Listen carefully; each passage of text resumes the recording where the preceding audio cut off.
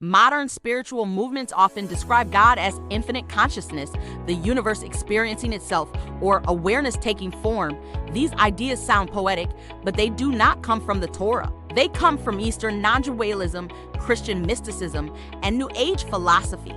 The Torah presents a radically different picture, one that is older, sharper, and far more precise. This article dives deeper into the Hebrew text, the nature of time, the meaning of Bereshit, and God's distinction from creation. It also explains why God already anticipated that people would twist his words into mystical philosophies, and why the Torah was written to prevent exactly that. This is why the Torah speaks with such precision.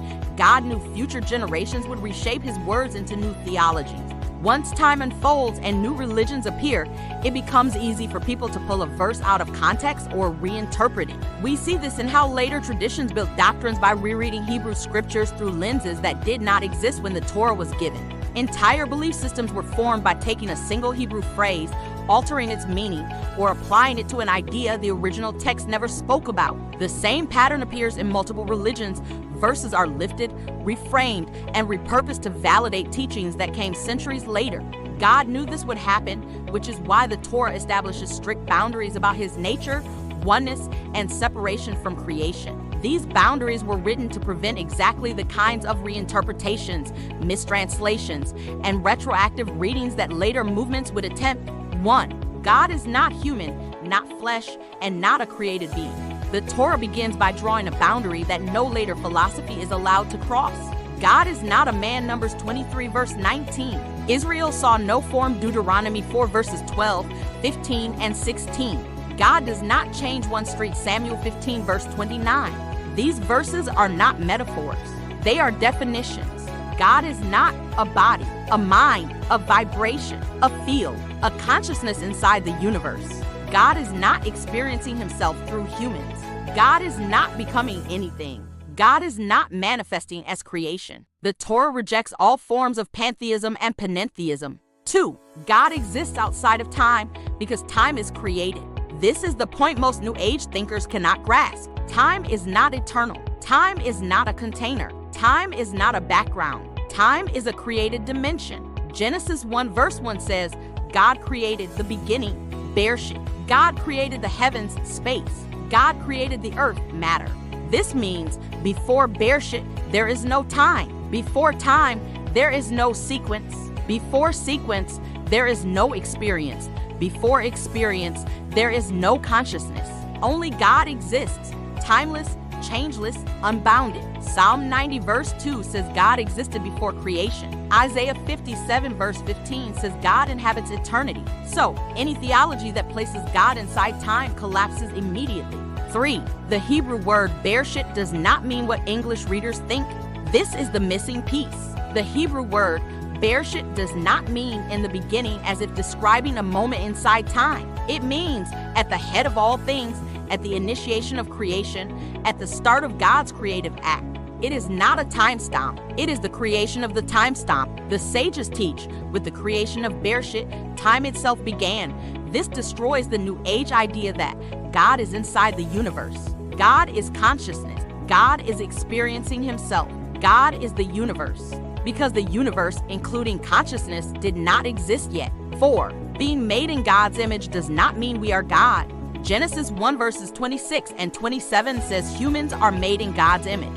Genesis 2 verse 7 says humans are formed from dust. This means we have moral capacity. We have free will. We have creativity. We can choose good, but it does not mean humans are divine. Humans are fragments of God. Humans are God in disguise. Ezekiel 28 verse 2 rebukes the king of Tyre for claiming, I am God. Judaism rejects the idea that humans are divine in any sense. The creator and the creation are absolutely separate. This is the core of Jewish monotheism. Genesis 1, God creates everything. Deuteronomy 4:39, there is none else. Isaiah 40-18 and 25, God cannot be compared to anything in creation. There is no merging, no blending, no drop in ocean, no God experiencing himself as you. The Torah's God is not the universe. The Torah's God is not consciousness. The Torah's God is not energy. The Torah's God is the creator of all those things. God cannot become flesh or take form. not because he is limited, but because form is a created thing. Numbers 23:19, God is not a man. Deuteronomy 4, Israel saw no form. Malachi 3-6, God does not change. If God became human, that would mean God changed. God entered time. God took on matter. God became limited. The Torah says all of these are impossible. This is why Judaism rejects incarnation, manifestation, embodiment, God in human form. These ideas come from other religions, not Torah. Everything exists because of God, but nothing is God.